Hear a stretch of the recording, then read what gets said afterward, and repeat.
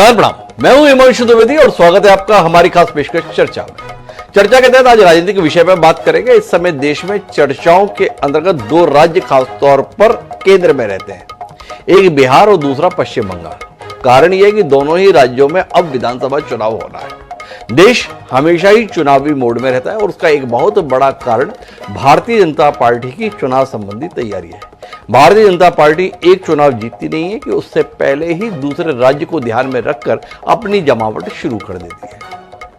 अब दो राज्य हैं, एक बिहार और दूसरा पश्चिम बंगाल। यूं बिहार में गठबंधन सरकार के माध्यम से भारतीय जनता पार्टी सत्ता में है, पर विधानसभा में सबसे बड़ा राजनीतिक दल होते हुए भी उसको छोटे भाई की भूमिका निभाने के लिए मजबूर रहना पड़ रहा है।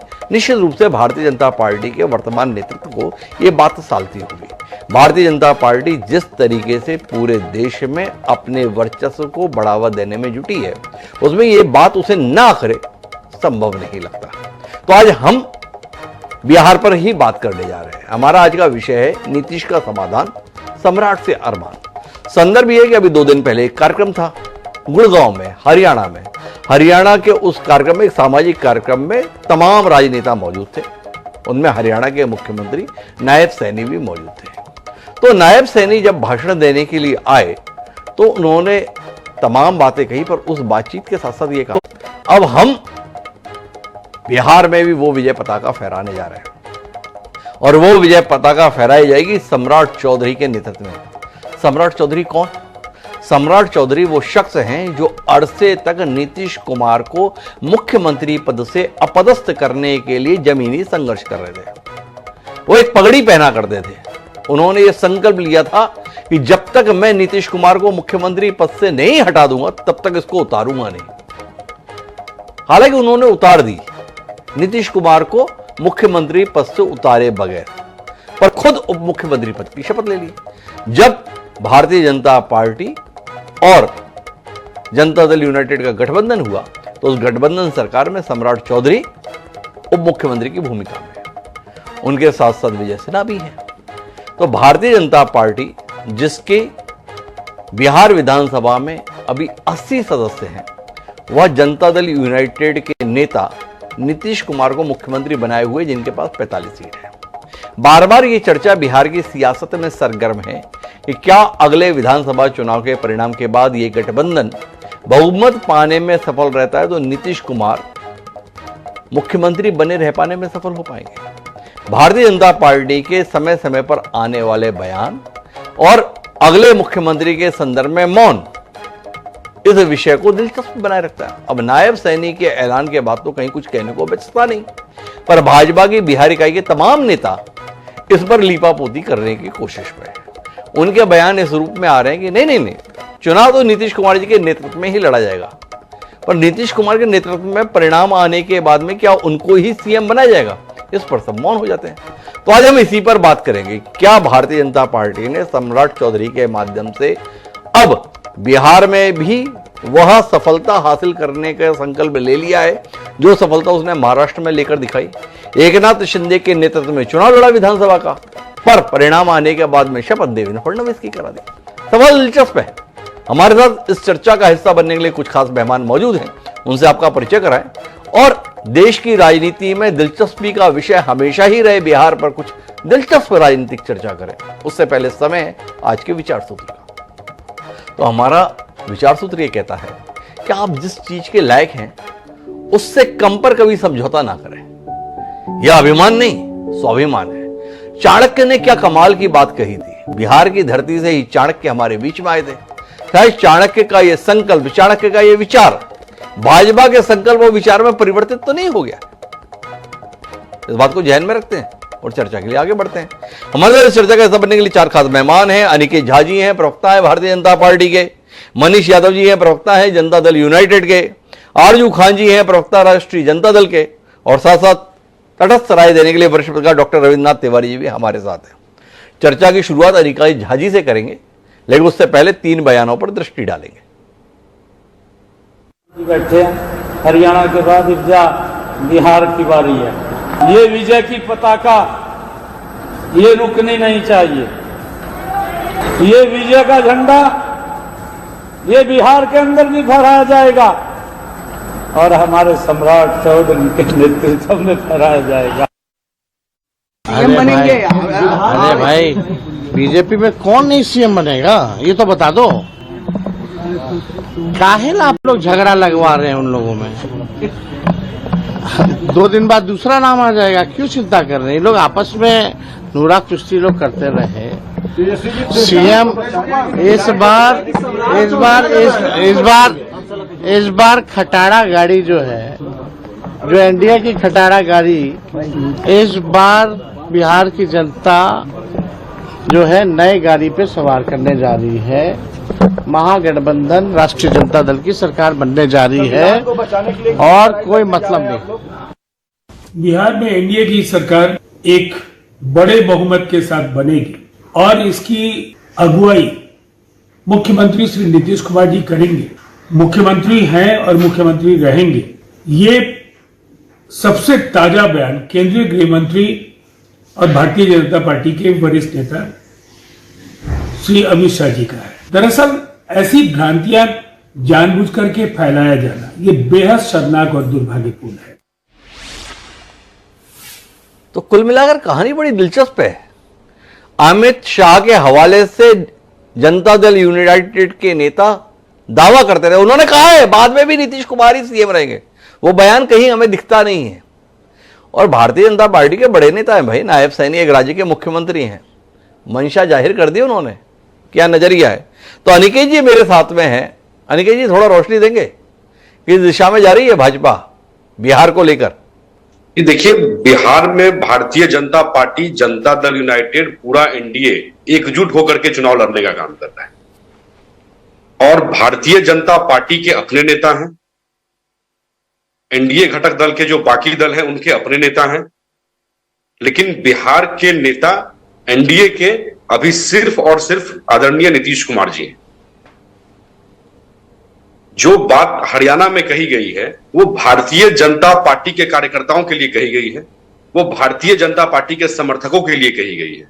लेकिन सभी लोग जानते हैं कि यहां अलायंस की सरकार चल रही है, हम अलायंस में चुनाव लड़ने का काम कर रहे हैं। जनता दल यूनाइटेड, भारतीय जनता पार्टी, लोक जनशक्ति पार्टी आर, ये जितने भी दल हैं ये सभी एकजुट होकर के चुनाव लड़ने का काम कर रहे हैं और इसकी अगुवाई नीतीश कुमार जी के द्वारा ही की जाएगी। अब जिनको तेल मसाला इसमें मिलाना है वो मिलाते रहें, क्योंकि अभी तक तो उनका ही कुछ क्लियर नहीं हो पाया है। अब अनिकेत जी तेल मसाला तो आप ही उपलब्ध करा रहे हो, वो बेचारे क्या करें? अब नायब सैनिक को यह भाषण देने के लिए तेजस्वी यादव ने स्क्रिप्ट लिख के भेजी थी। आपकी जानकारी में ऐसी कोई जानकारी हो तो आप हमसे साझा करिए कि हमारे यहीं पे कुछ लोग दूसरों की स्क्रिप्ट पे भाषण दे रहे हैं। सवाल इस बात को लेकर है, 2 चीजों पे जानना है कि नीतीश कुमार के संदर्भ में ऐसी क्या मजबूरियां आन पड़ी है भारतीय जनता पार्टी की जो अनिकेत जी को कहना पड़ रहा है कि नीतीश जी के ही नेतृत्व में चुनाव लड़ रहे हैं। एक तो ये, और इस विषय पर मौन क्यों रह जाते हैं कि नीतीश जी के नेतृत्व में चुनाव तो लड़ेंगे पर परिणाम आने के बाद भी सीएम नीतीश कुमार ही रहेंगे। इस विषय पर अभी तक भारतीय जनता पार्टी ने आधिकारिक रूप से कोई बयान नहीं दिया है और नीतीश कुमार के भविष्य को लेकर शंका इसलिए पैदा होती है कि अभी हाल ही में महाराष्ट्र में चुनाव हुआ ना, चुनाव लड़ा तो गया एकनाथ शिंदे जी के यशस्वी नेतृत्व में, पर परिणाम आने के बाद में शपथ हो गई देवेंद्र फडणवीस की। तो क्या मंशा है भाजपा की अनिकेत जी? देखिए, भाजपा की मंशा स्पष्ट है कि इस बार 2025 में पूर्ण बहुमत के साथ में एनडीए यहां पर सरकार बनाने जा रही है।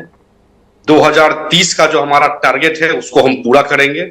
230 का जो हमारा टारगेट है 2025 का उसको हम पूरी तरीके से पूरा करेंगे। अब ये चुनाव अभी आदरणीय अमित शाह जी ने बैठक करके सारी चीजों को स्पष्ट कर दिया है। तो अब कहीं से किसी बात को अगर आप पकड़ करके बैठेंगे तो फिर कोई ना कोई मुद्दा चुनाव तक मिलता ही रहेगा। और जहां तक बात रहा यह कि चुनाव के बाद क्या होगा, तो हमने तो कह दिया है कि आदरणीय नीतीश कुमार जी ही हमारे नेता हैं। एनडीए के नेता बिहार में आदरणीय नीतीश कुमार जी ही हैं। चुनाव खत्म हो जाएंगे, चुनाव हम जीतने के बाद शपथ समारोह में आपको पता चल जाएगा जो मैं जो कह रहा था वही बात सही है। इससे पहले तो इसका कोई लिखित तो हो नहीं सकता है।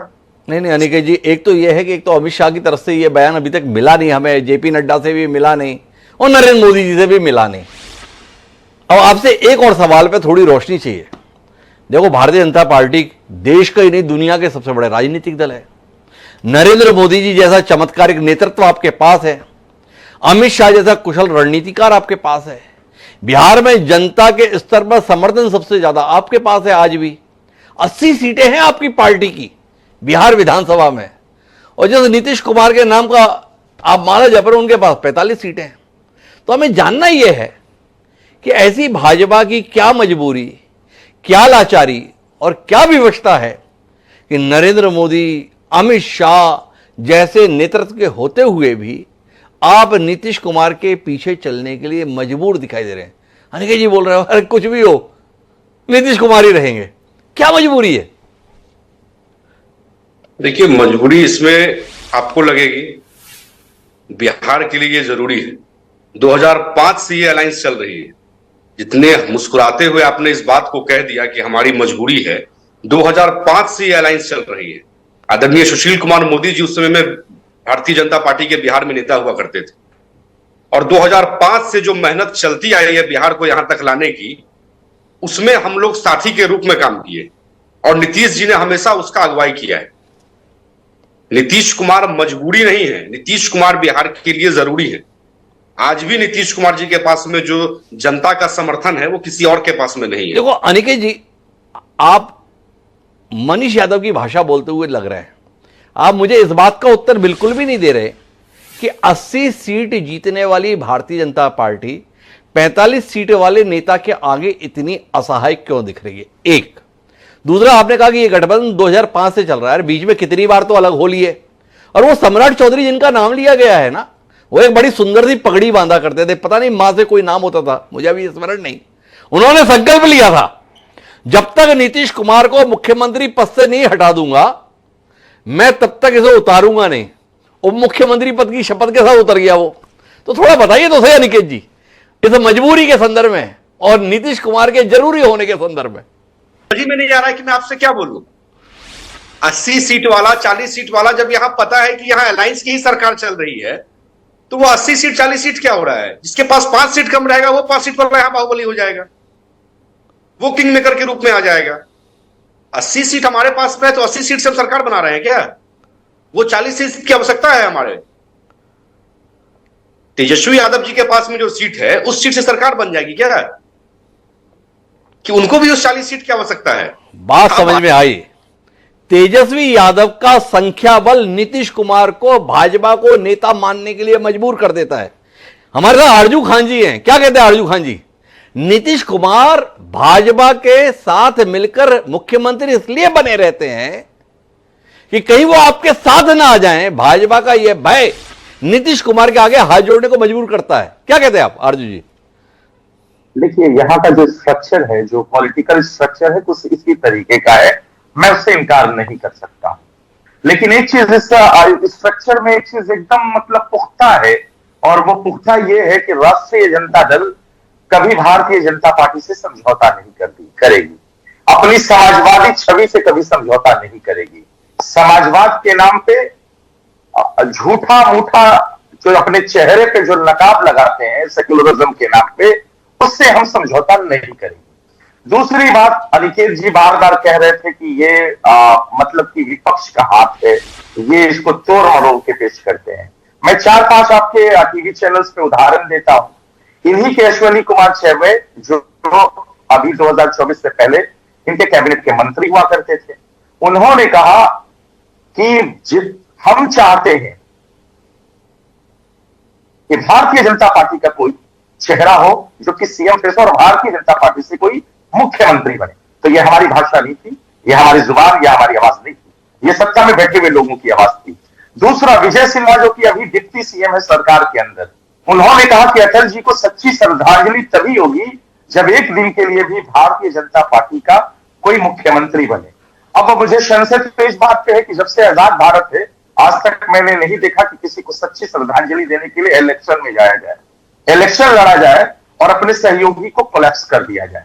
तीसरा, गिरिराज सिंह जी, गिरिराज सिंह ने एक बार नहीं 2-3 मौके पर ऐसी बातें कही कि हम चाहते हैं कि भारतीय जनता पार्टी का कोई नेतृत्व करता हो और भारतीय जनता पार्टी से ही कोई मुख्यमंत्री बने। तो यह हमारी बातें नहीं है, यह आपकी अपनी बातें हैं। और इन्होंने कहा कि हम बहुत मजबूत हैं, विश्व की सबसे बड़ी पार्टी है लेकिन लाचार है, बेबस है, मजबूर है, करे तो क्या करें।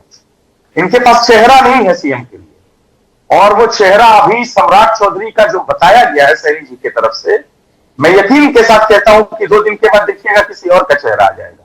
ये एक दूसरे को मानने के लिए तैयार ही नहीं। और सबसे बड़ा इस डेमोक्रेसी में, इस लोकतंत्र में जनता जनार्दन होती है, और बिहार की जनता ने यह ठान लिया है कि भारतीय जनता पार्टी को कभी वो मुख्यमंत्री का चेहरा भी नहीं देगी, और भारतीय जनता पार्टी से कभी वो मुख्यमंत्री। अच्छा अर्जुन, एक बात बताओ, आप अपने इस योगदान को लेकर कितने अभिभूत हो कि नीतीश कुमार लगातार मुख्यमंत्री बने हुए हैं? अभी भी आपके नेताजी ने कुछ दिन पहले बयान दिया था, नीतीश कुमार जी का हम स्वागत करेंगे, नाम उनका लालू यादव है, आपके मार्गदर्शक हैं। क्या आपको नहीं लगता है कि आपका नीतीश कुमार के लिए दरवाजा खोलकर, कालीन बिछाकर इंतजार करता रहना भाजपा को मजबूर कर देता है नीतीश कुमार के आगे हाथ जोड़कर खड़ा रहना? अपने इस योगदान को लेकर कितने अभिभूत हैं आप? मैं आपके दोनों सवाल का जवाब दूंगा। सबसे पहले आदरणीय लालू प्रसाद यादव के मैं बयान पे आता हूं। जस्ट उनके बयान देने के बाद आदरणीय leader of opposition Tejashwi Prasad Yadav का बयान आया। आप जैसे मीडिया बंधु लोग गए थे, उन्होंने प्रेस कॉन्फ्रेंस में पूछा कि आप तो नीतीश जी कुमार का स्वागत करते हैं। उन्होंने कहा कि कौन कहता है हमें टायर्ड, थका हारा मुख्यमंत्री, मजबूर और लाचार मुख्यमंत्री नहीं चाहिए। ये पकड़ुआ मुख्यमंत्री है और हाईजेक कर लिए गए हैं 2-4 लोगों के जरिए।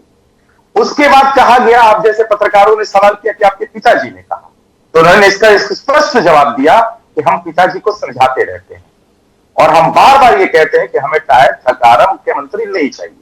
दूसरी बात, ये स्ट्रक्चर्स के पीछे कौन है? राष्ट्रीय जनता दल ही है।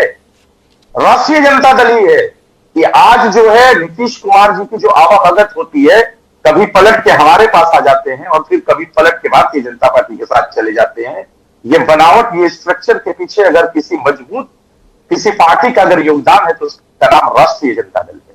क्योंकि मालूम है आदरणीय नीतीश कुमार जी को कि राष्ट्रीय जनता दल एक ऐसी वाहिद पार्टी है देश में जिसे सीबीआई से, ईडी से, आईटी सेल से लगातार भी अगर डराएंगे तब भी ये समझौता नहीं करेंगे, नतमस्तक नहीं करेंगे, और इसी का फायदा आदरणीय नीतीश कुमार जी बार बार उठाते रहते हैं।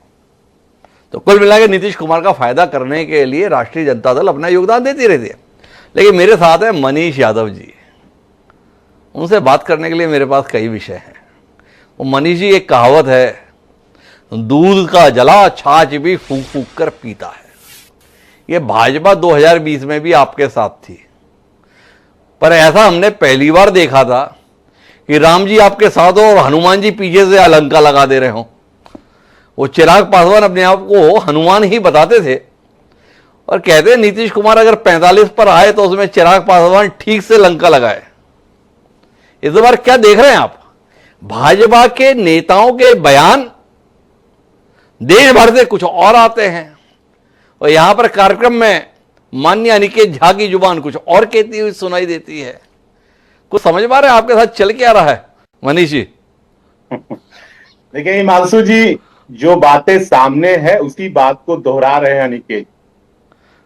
इस देश में भारतीय जनता पार्टी के सबसे वरिष्ठ नेता अभी वर्तमान समय में देश के आदरणीय प्रधानमंत्री नरेंद्र मोदी जी हैं। उनके बाद गृह मंत्री आदरणीय अमित शाह जी। जब वो लगातार कह रहे हैं, अब प्रधानमंत्री जी बिहार आए थे अभी हाल में भागलपुर, उन्होंने क्या कहा कि आदरणीय नीतीश कुमार जी हमारे और बिहार की जनता के लाडले मुख्यमंत्री हैं। उसके पहले उन्होंने कहा था कि देश में अगर कोई सच्चा समाजवादी नेता है, राम मनोहर लोहिया जी और जॉर्ज फर्नांडिस के बाद तो आदरणीय नीतीश कुमार जी हैं। और नीतीश कुमार जी ने बिहार की तस्वीर बदली, ये नरेंद्र मोदी जी ने कहा, और लाडले मुख्यमंत्री का। अभी एक चैनल में माननीय अमित शाह जी ने स्पष्ट कहा कि मुख्यमंत्री वही हैं, उनके नेतृत्व में हम चुनाव लड़ेंगे। तो इसमें कहां कोई कंफ्यूजन है? लेकिन कंफ्यूजन कहां है? देखिए कंफ्यूजन कहां है? कंफ्यूजन आप जैसे विद्वान मीडिया के बीच में है, आप तो काफी विद्वान हैं, लेकिन फिर भी आप समझ नहीं पा रहे, मैं नहीं समझ पा रहा हूं। और दूसरा कंफ्यूजन, हमारे जो विपक्ष के भाई यहां आरजू जी बैठे हुए हैं, ये बिहार में कहते हैं कि हम सबसे जनाधार वाले नेता हैं, बहुत बड़े पार्टी के नेता हैं।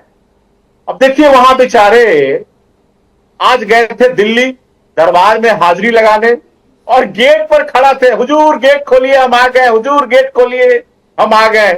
बेचारे मीटिंग किए, मीटिंग का निष्कर्ष क्या निकला? जैसे कोर्ट जाते हैं भाई तेजस्वी जी और अगली तारीख मिल जाती है कि अगले तारीख पर फिर सुनवाई होगी, उसी प्रकार से आज भाई तेजस्वी जी गए थे हाजिरी लगाने राहुल जी के दरबार में, खड़गे जी के दरबार में, और वहां एक तारीख मिल गई कि अब अगली सुनवाई 17 तारीख को होगी। हमारा तो पूरे बिहार में महागठबंधन एनडीए का जिला स्तरीय सम्मेलन चल रहा है और उस सम्मेलन में एक ही नारा होता है 25 से 30 फिर से नीतीश। जरा आरजू जी बताएं कि बिहार में लगातार राहुल गांधी जी भी आ रहे हैं, सचिन पायलट जी आए थे, एक और इनके बिहार के प्रवासी नेता है वो भी घूम रहे हैं, चुनाव के समय ही आते हैं बिहार में। कहीं एक नुक्कड़ सभा भी ये महागठबंधन का एक साथ, कहीं एक नुक्कड़ सभा छोड़ दीजिए बड़ा सम्मेलन। तो मनीष जी, मैंने आपसे शुरुआत में ही कहा था कि भाई जीवन का तजुर्बा ये कहता है कि जो समझदार व्यक्ति होता है वो दूध का जला छाछ भी फूंक फूंक कर पीता है। आपकी क्या मंशा है भाई? बयान किसने दिया हरियाणा की धरती पर सम्राट चौधरी की मौजूदगी में? भाजपा के नेता ने, भाजपा के मुख्यमंत्री ने। यह विजय सिन्हा आपकी सरकार में उप मुख्यमंत्री हैं और उनकी बड़ी अभिलाषा है, अकुलाहट है अटल बिहारी वाजपेयी जी को सच्ची श्रद्धांजलि देने की। और उस सच्ची श्रद्धांजलि का समय कब आएगा? जब भाजपा का कार्यकर्ता बिहार का मुख्यमंत्री बनेगा। इस सपने के साथ है। और आपके संदर्भ में मैंने फिर कहा 2020 का विधानसभा चुनाव में 45 सीटों या 42 सीटों पर नीतीश कुमार की पार्टी का सिमट जाना, राजनीतिक विश्लेषक इस आधार पर देखते हैं कि भाजपा का इंस्ट्रूमेंट बनकर चिराग पासवान ने जो झुंझुना हर जगह बजाया उसने आपका काम लगा दिया। और अभी भी भाजपा के जो बयान आ रहे हैं उनमें बार बार आप उसमें मुग्ध हो जा रहे हैं। देखो, उन्होंने कहा नीतीश कुमार नेता हैं, लाडले नेता हैं, बिहार के मुख्यमंत्री हैं। अरे ऐसे एकनाथ शिंदे के लिए भी महाराष्ट्र में बहुत बोलते थे मनीष जी। पता करो ना अब क्या है एकनाथ शिंदे का हाल। आप बताओ मनीष जी, क्या कहते हो? आप तो आगाह कर रहे हैं, आप उसे अनसुना कर रहे हैं। हिमांशु जी, एक गाना का बोल है, छोड़ो कल की बातें, कल की बात पुरानी। ये अभी की है। आगे आता नहीं, मैं आता हूं, मैं आगे अब आता और मैं आगे आता। देखिए माननीय मंत्री विजय सिन्हा जी ने क्या कहा कि अटल जी की, नीतीश कुमार जी क्या कहते हैं कि हमें मुख्यमंत्री बनाने में देश के पूर्व प्रधानमंत्री अटल बिहारी जी की महत्वपूर्ण भूमिका है। उसी बात को विजय सिन्हा जी ने दोहराई कि अटल बिहारी वाजपेयी जी ने ही नीतीश कुमार जी को मुख्यमंत्री बनाने में सहयोग किया। तो विजय सिन्हा जी ने तो उसी बात को दोहराया, पहली बात। दूसरी बात, अब जब सम्राट चौधरी जी की आप बात कर रहे हैं, सम्राट चौधरी जी तो लगातार कह रहे हैं कि 25 से 30 फिर से नीतीश कुमार जी मुख्यमंत्री होंगे, उनके नेतृत्व में हम लोग काम करेंगे, कहीं कोई दिक्कत नहीं। अब आप बताइए, क्या महागठबंधन में किसी नेता ने यह कहा है कि भाई तेजस्वी जी नेता होंगे महागठबंधन? मनीष जी, आप तो समझ ही नहीं रहे। जिस समय पर गुड़गांव में हरियाणा के मुख्यमंत्री नायब सैनी बता रहे थे कि बस होने वाले विधानसभा चुनाव में सम्राट चौधरी जो है विजय पताका फहराएंगे और जो हरियाणा में किया है वो हम बिहार में कर दिखाएंगे सम्राट चौधरी के नेतृत्व में, वो सम्राट जी उठे नहीं मंच से, आए नहीं माइक पर बोलने, नहीं नायब सैनी जी, वो नीतीश कुमार जी करेंगे। सम्राट चौधरी जी मुस्कुराए मंद मंद, बोले बस यही तो सपना देख रहे हैं, आप उनके सपने को समझ नहीं पा रहे। हिमांशु जी, लगता है कल माननीय सम्राट चौधरी जी ने जो मीडिया से बातचीत की वो बयान आपने नहीं सुना जी। उन्होंने स्पष्ट कहा कि हम नीतीश कुमार जी के नेतृत्व में काम कर रहे हैं और 25 से 30 फिर वही मुख्यमंत्री होंगे जी। कहीं कोई कंफ्यूजन नहीं है। लेकिन आप हमें यह बताइए कि क्या महागठबंधन के किसी नेता ने तेजस्वी जी को नेता कोई माना है क्या? सचिन पायलट जी आए थे अभी, बिहार में कांग्रेस के प्रभारी घूम रहे हैं, प्रदेश अध्यक्ष बदल गए, और आज तो भाई तेजस्वी जी का जब यहां बिहार में नहीं बात बना तो दिल्ली चल गए, गेट पे खड़ा है बेचारे, कह रहे हुजूर गेट खोलिए, गेट खोलिए। वहां चल गए बेचारे हाजिरी लगाने। क्या नीतीश कुमार जी का तो आप डेली सुन रहे हैं 25 से 30, फिर से नीतीश 25 से 30। और दूसरी बात जो आप महाराष्ट्र की बात दोहरा रहे हैं, देखिए हिमांशु जी, महाराष्ट्र और बिहार दो अलग स्टेट है, दो अलग परिस्थिति है। नीतीश कुमार जी पहली बार बिहार में 85 में विधायक बन गए, 2000 में मुख्यमंत्री बन गए, 5 में मुख्यमंत्री बन गए, 10 में मुख्यमंत्री बन गए, 15 में मुख्यमंत्री बन गए और 20 में मुख्यमंत्री बन गए, और डायरेक्ट जनता के बीच चुनाव लड़ के मुख्यमंत्री बने। लेकिन एकनाथ शिंदे जी किस प्रकार से मुख्यमंत्री बने थे, वो कौन सी परिस्थिति थी, वो आप भी जानते हैं और हम भी जानते हैं। इसलिए दोनों का तुलना करना ये हमारे हिसाब से उचित नहीं है। अरे भाई, आप एकनाथ शिंदे और नीतीश कुमार की तुलना भले ही ना करो, पर जिसने महाराष्ट्र में खेल किया और जो बिहार में कर सकता है वो पार्टी तो एक भारतीय जनता पार्टी ही है। वो अमित शाह हैं, वो नरेंद्र मोदी हैं। इतना कम आंक रहे हैं आप? आपकी क्या हालत कर दी 2020 में? चिराग पासवान ने जो चिराग से आग लगाई, देखो केंद्र में मंत्री पद के रूप में उनके हिस्से में कितनी बड़ी संपदा आई, आप भूल गए क्या? पर बहरहाल मुझे आना है रविन्द्रनाथ तिवारी के पास। पर आरजू जी को हस्तक्षेप करना चाह रहे हैं, संक्षिप्त में उनका हस्तक्षेप सुनते हैं, फिर रविंद्र जी के पास चलते हैं। देखिए, इतिहास से अगर हम सबक लेते हैं तो या तो फिर इतिहास ये हमें बताता है हम जीतते हैं या फिर कुछ सीखते हैं। लेकिन मनीष जी जो है हमारे अच्छे मित्र हैं, अगर वो कुछ सीख भी नहीं पाते तो हम क्या कह सकते हैं। लाडले बच्चे को ही झुनझुना दिया जाता है, और वो झुनझुना लगभग जिस तरीके से अश्विनी चौबे ने कहा कि उप प्रधानमंत्री बना दिया जाए, वो झुनझुना देने की शुरुआत हो चुकी है। अब आपके आंखों पे किस चीज की पट्टी बनी है, झुनझुना ले लीजिए। 2-4 लोग तो आपके पार्टी के चले ही गए हैं भारतीय जनता पार्टी में। तो आरजू जी बता रहे हैं नीतीश कुमार को खिसकाने के लिए अलग अलग किस्म के विकल्प भी खोजे जा रहे हैं। तो डॉक्टर रविन्द्रनाथ तिवारी जी मेरे साथ में है। रविन्द्रनाथ तिवारी जी, आपका आकलन क्या है? वाकई भाजपा ने तय किया हुआ है नहीं नीतीश कुमार के नेतृत्व में ही चुनाव लड़ना है और जीतने के बाद भी नीतीश कुमार को ही रखना है, या कुल मिलाकर नीतीश जरूरी है चुनाव तक, पर चुनाव के बाद भाजपा को अपनी सरकार बनानी है, अपने नेतृत्व में बनानी है? क्या देख रहे हैं डॉक्टर रविन्द्रनाथ तिवारी? डॉक्टर साहब, आपने सब बात बता दी है जिसको कि संवाद के दौरान सब लोग अलग अलग ढंग से बता रहे हैं। सैनी जो हरियाणा के मुख्यमंत्री हैं, ज्योतिबाई फुले के कार्यक्रम में जो कहा उसका कोई मोल नहीं है। सम्राट चौधरी चूंकि सामने थे, उनके सम्मान में कह दिया। बिहार की राजनीति के संबंध में उनको बहुत जानकारी भी नहीं है। जैसा इस भाजपा में जो प्रधानमंत्री बोल रहे हैं या फिर जो गृह मंत्री बोल रहे हैं उसी का मोल है। गृह मंत्री जी ने जो कुछ दिन के पहले बिहार की सभा में कहा कि प्रधानमंत्री नरेंद्र मोदी और नीतीश कुमार के नेतृत्व में चुनाव लड़ा जाएगा, वही होगा। नीतीश कुमार के ही नेतृत्व में चुनाव लड़ा जाएगा। चुनाव तक वो मुख्यमंत्री का फेस होंगे, चुनाव के बाद बदल जाएंगे।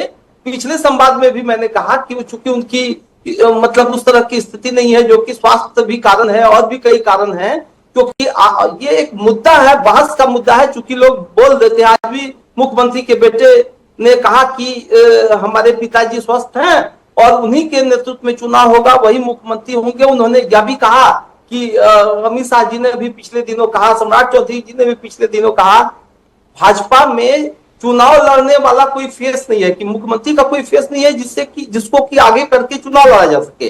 नीतीश कुमार ही फेस होंगे और चुनाव के बाद नीतीश कुमार के को गुड फेथ में रह के ही भाजपा यहां मुख्यमंत्री चुनेगी, खुद वो मुख्यमंत्री नहीं होंगे, ऐसा मेरा पूरा मानना। अच्छा रवि जी, एक बार बताओ, आपने कहा कि भाजपा के पास कोई फेस नहीं है। इतने समय से भाजपा राजनीति कर रही बिहार में, सरकार में भी गठबंधन के तहत इतने लंबे समय से मौजूद है। नरेंद्र मोदी, अमित शाह जैसा नेतृत्व राष्ट्रीय स्तर पर है। तमाम लोगों को दिल्ली में मंत्री भी बनाकर रखते हैं यहां भाजपा से। फिर इतने लाचार क्यों हैं, इतने मजबूर क्यों हैं नेतृत्व के मामले में?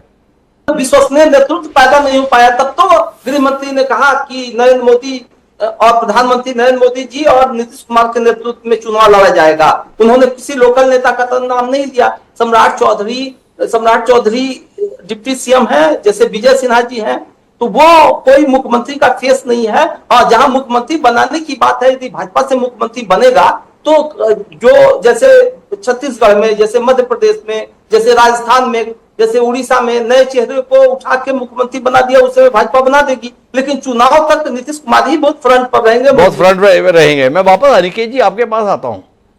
आप बिहार से ताल्लुक रखते हैं।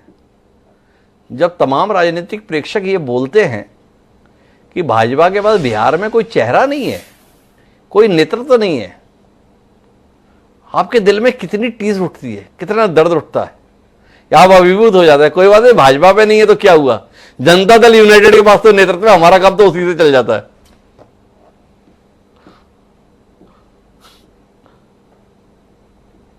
अनिकेत जी आपने शायद म्यूट कर रखा है, उसे अनम्यूट कर देंगे कृपया। जी अभी तत्काल रूप से तो यही लगता है, जैसा आपने कहा कि अभिभूत हो जाते हैं कि एनडीए इतनी मजबूत है यहां पर बिहार में कि एक चेहरा वही हमारा चेहरा मान करके और हम चुनाव में उतरते हैं। जनता उसका समर्थन करती है, जनता आश्वासन के साथ में हमें वोट देने का काम करती है, हम चुनाव जीतते हैं। हम पूरे तरीके से अभिभूत हो जाते हैं जब इसकी बात होती है। तो हमें बड़ा अच्छा लगता है कि आदरणीय नीतीश कुमार जी के साथ में हमने ऐसा काम किया कि जनता और विपक्ष सब उन्हीं को चेहरा मानते हैं। अच्छा एक बात बताओ अनिकेत झा जी, नीतीश कुमार यादव जी की प्रवक्ता की नौकरी आप छीनने के लिए प्रयत्नशील क्यों हो? जैसी पैरवी आप कमाल की करते हो नीतीश कुमार जी की, मनीष जी को भी शर्म आती होगी कि इतनी पैरवी तो मैं भी नहीं कर पाता। क्या कहते हैं आप? जी वही मैं कह रहा हूं आपसे कि ये अब ऐसा हमारा है ही नहीं।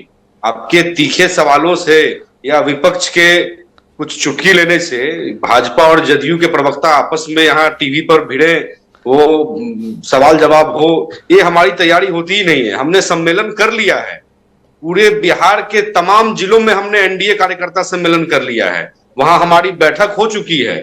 हमें कहां पर क्या किसको कितना बताना है, इसकी पूरी तरीके से हम लोगों को ट्रेनिंग मिल गई है। अच्छा तो फिर ये बताओ अनिकेत जी, इन सारी कयासबाजी पर, सारी अटकलों पर, सारे किस्सा गोई पर विराम लग सकता है अगर नरेंद्र मोदी अमित शाह के स्तर पर यह कह दिया जाए कि चुनाव बाद भी मुख्यमंत्री नीतीश कुमार होंगे। वो वीडियो आप उपलब्ध क्यों नहीं कराते हम लोगों को? 24 अप्रैल को आदरणीय प्रधानमंत्री जी आ रहे हैं बिहार, झंझारपुर की धरती पर, मधुबनी जिला के अंदर। आप सभी लोगों से आग्रह होगा कि आप लोग उस दिन उस कार्यक्रम को देखें। दूध का दूध और पानी का पानी हो जाएगा कि एनडीए का चेहरा कौन है, भाजपा के नेता कौन है, जदयू के नेता कौन है, विपक्ष में कितने लोग इस बार बैठने वाले हैं, ये सारा चीज उस दिन जनता। तो आरजू जी तारीख पे तारीख नहीं है, अनिकेत झा जी ने तारीख दी है। 24 अप्रैल को बिहार की धरती पर नरेंद्र मोदी दहाड़ेंगे और बता देंगे कि चुनाव परिणाम के बाद मुख्यमंत्री कौन होगा। क्या कहते हैं आप अनिकेत जी के इस दावे के संदर्भ में? प्रधानमंत्री जी आते हैं बिहार में और दहाड़ते हैं और उल्टे पांव चले जाते हैं। हम उनका स्वागत करते हैं, वाय, और फिर से आके झूठ बोले, झूठे जो है सौगात दे, घोषणाएं करे, घोषणा की जगह पे राशि न दे, और इन्हीं के नेता फिर कहें कि हम चाहते हैं कि भारतीय जनता पार्टी का कोई चेहरा हो, भारतीय जनता पार्टी का कोई सीएम फेस हो, और ये सब कहते रहेंगे ये लोग। देखिए जो ट्रैक रिकॉर्ड है ना, वो यही बताता है कि इनका इतिहास है भारतीय जनता पार्टी का बड़ा दामदार है।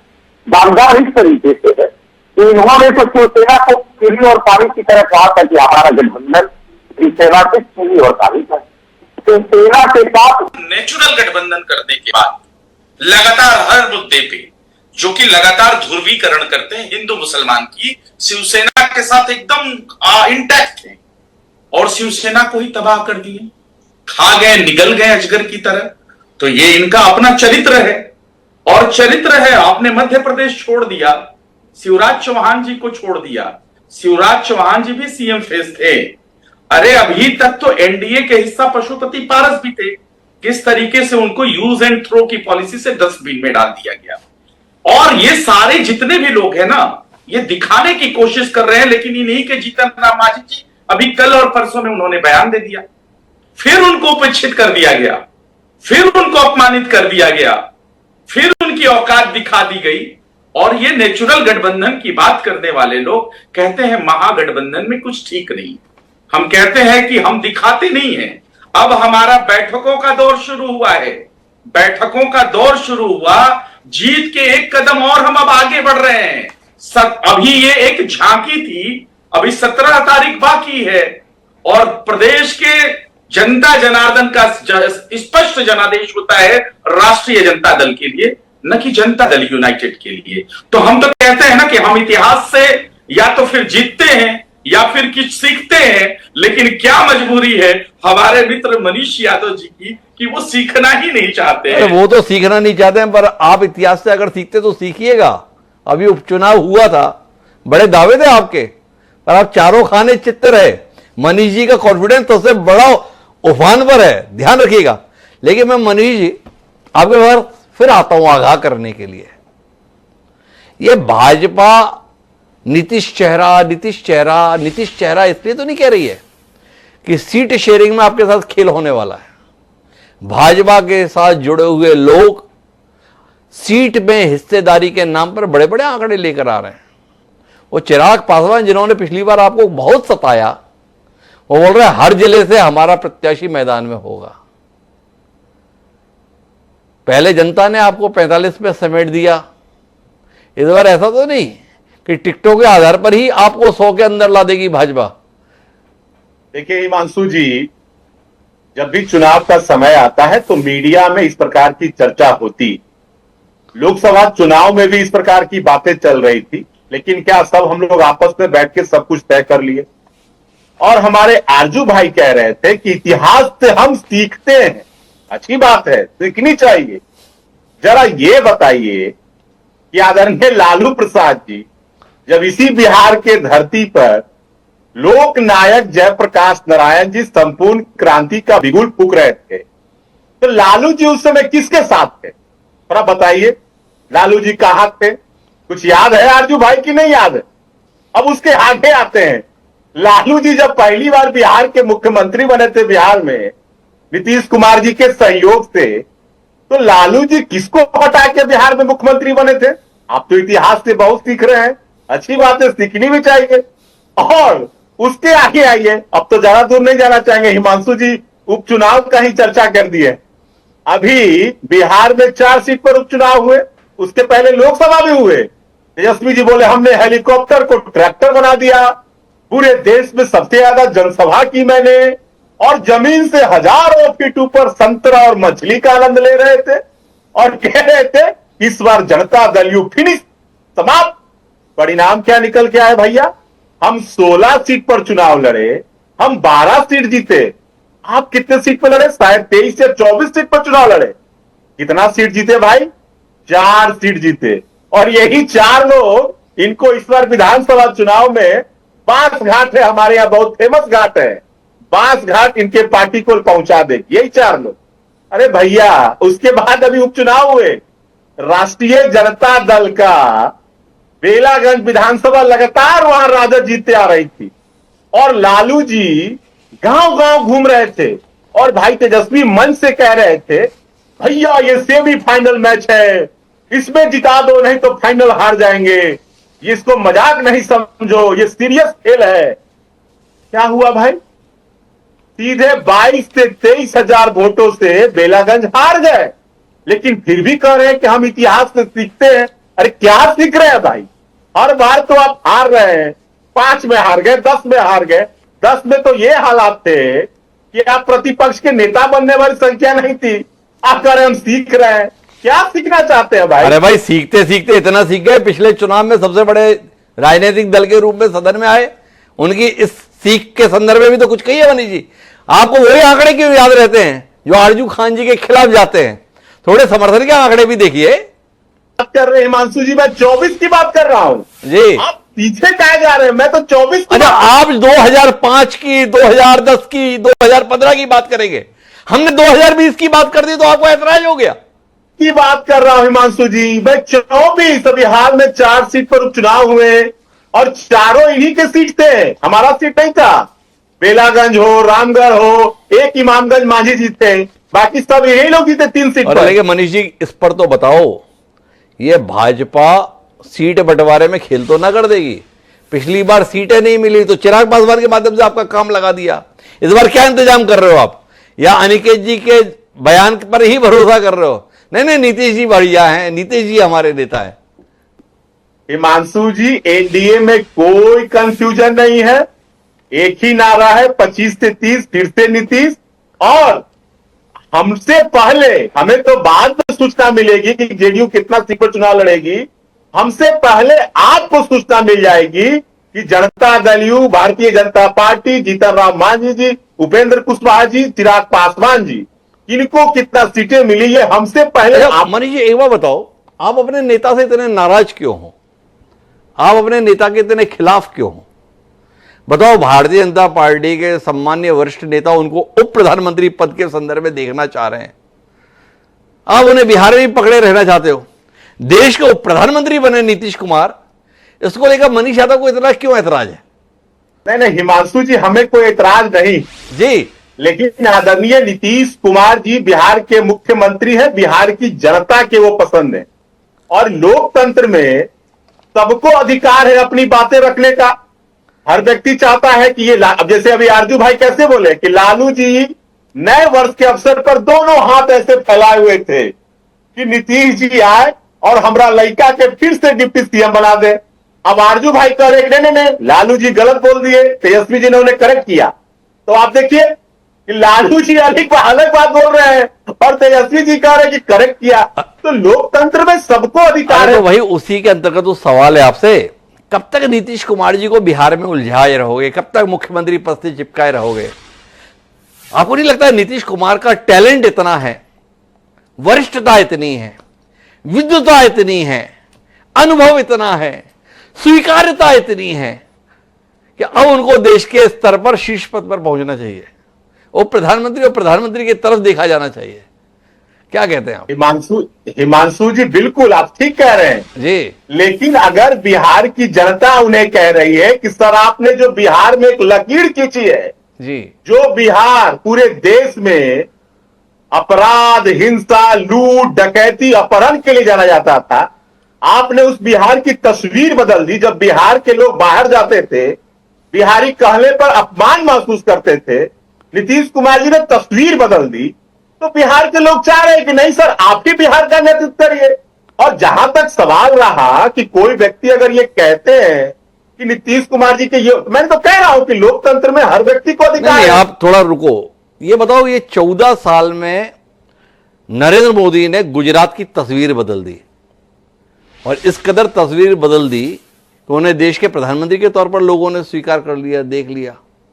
नीतीश कुमार से 25 साल में भी कुछ नहीं हो पाया क्या? जो आपको ऐतराज है कि अब वो देश के उप प्रधानमंत्री या प्रधानमंत्री के तौर पर देखे जाए, मनीष जी, या आपको लगता है हो गया बिहार में जो करना था, अगली पीढ़ी संभाल लेगी? हाँ, नीतीश जी को अब देश के संदर्भ में ही देखना चाहिए। बिल्कुल आपकी बात को मैं स्वीकार करता हूं हिमांशु जी। आदरणीय नीतीश कुमार जी ने बिहार में काम किया है और आगे भी काम करे। और गुजरात और बिहार दोनों का अलग कंटेस्ट, दोनों को आप एक साथ मत जोड़िए। और नीतीश कुमार जी को जब बिहार की जनता पसंद कर रही है तो फिर आप कहां उन्हें दूसरे जगह भेजना? मतलब आपका कहने का मतलब है कि नरेंद्र मोदी गुजरात से बाहर इसलिए आए क्योंकि गुजरात की जनता उन्हें पसंद नहीं कर रही थी, इसलिए उन्हें देश की तरफ आना पड़ा, इसलिए उन्हें बनारस जाना पड़ा, ऐसे ही आपका कहने का मतलब है? मैंने ऐसी बात नहीं कहा। अरे अभी तो आप बोले कि जब बिहार की जनता नीतीश जी को पसंद कर रही है तो आप क्यों उन्हें देश में भेजना चाह रहे हैं? तो हमने पूछ लिया, भाई नरेंद्र मोदी गुजरात से देश में आ गए थे, बनारस भी पहुंच गए थे, ना पसंद कर रही थी गुजरात की जनता उन्हें। हिमांशु जी, मैंने ऐसी बातें नहीं कही। मैंने क्या कहा कि आदरणीय नरेंद्र मोदी जी ने गुजरात का भी विकास किया और भारतीय जनता पार्टी के शीर्ष नेतृत्व ने तय किया कि देश के प्रधानमंत्री नरेंद्र मोदी जी को अब देश का नेतृत्व करना चाहिए, तो वो देश का नेतृत्व करने गए। लेकिन जहां तक सवाल नीतीश कुमार जी का है, नीतीश कुमार जी पक्ष में रहे या विपक्ष में रहे, राज्य की राजनीति हो या केंद्र की राजनीति हो, आप देखिए चर्चा आप किनके ऊपर चर्चा कर रहे हैं? नीतीश कुमार जी पर। ये नीतीश कुमार जी की ताकत है। जब वो इंडिया ब्लॉक में थे, आप सवाल को टाल गए मनीष जी, ताकत बताते बताते, लेकिन शायद भाजपा प्रवक्ता इसमें रोशनी दें। इतना लोकप्रिय चेहरा है नीतीश कुमार जी का कि भाजपा से आवाज आ रही है, देश के उप प्रधानमंत्री की जिम्मेदारी उन्हें संभालनी चाहिए।